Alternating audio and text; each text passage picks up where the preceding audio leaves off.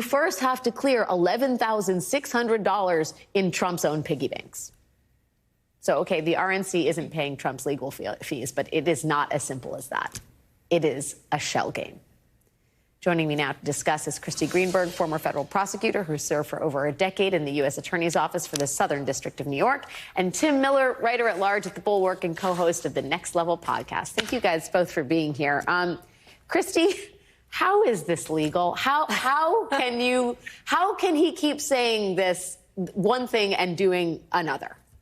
Well, I think the big question here will be looking behind all of this as to who's coordinating it.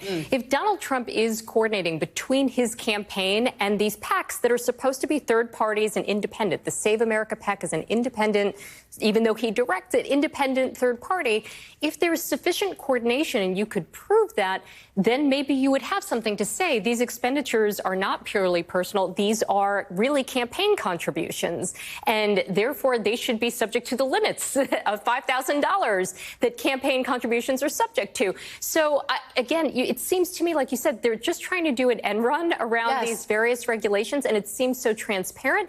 The question is, will anybody look into this? Will the FEC look into this? Will any prosecutors look into this? It's unclear. Can I ask a follow on that? Because we're on the eve, kind of the Stormy Daniels hush money payments case, which is $100,000 and some $1,000. We're talking about a whopping sum of money here that's being moved around various PACs and super PACs and, campaign arms and, Republican committees to ultimately help Donald Trump in his bid for the presidency. Right. Do you think the conversation around the Justice Department being, quote unquote, weaponized is actually going to steer potential prosecutors off a case like this that seems so much greater in magnitude than what's already going to trial?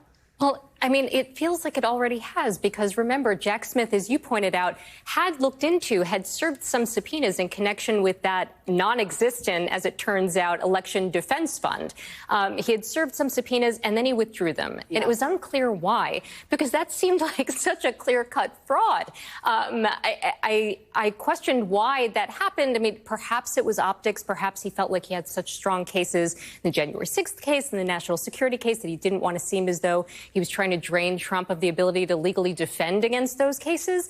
Hard to say, but I questioned at that time because that seemed like such a clear wire fraud case that it seemed like it should be looked into, but maybe they just had limited resources and didn't like the optics of it. But I agree with you. This raises a lot of questions. Someone, somewhere, even if it's not the special counsel's office, because they're pretty busy, some prosecutors should be looking into it.